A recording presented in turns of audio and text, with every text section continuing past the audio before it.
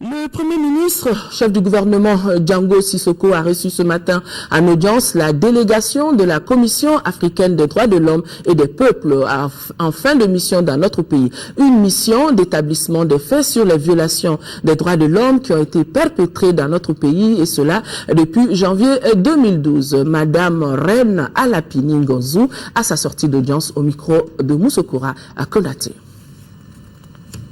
Nous avons partagé avec lui un peu la situation, ce que nous avons vu sur le terrain en termes de violation des droits de l'homme, puisque c'était notre mission. Et nous savons qu'il y a eu beaucoup de violations des droits de l'homme qui ont été perpétrées au Mali, notamment dans le nord du pays, au cours de l'année 2012, et même qui continuent à ce jour.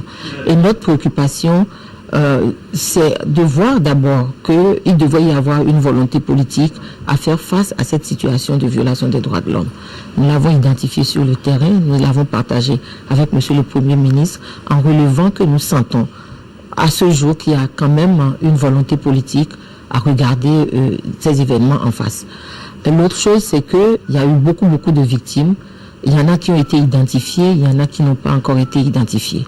Et nous pensons qu'il faut prendre à bras le corps leur situation, même si quelque part il y avait déjà une volonté politique à se pencher sur leurs problèmes. Il faut que le Mali reste un état de droit et que le Mali acquiert de plus en plus son type de noblesse en matière de bonne gouvernance et en matière d'état de droit.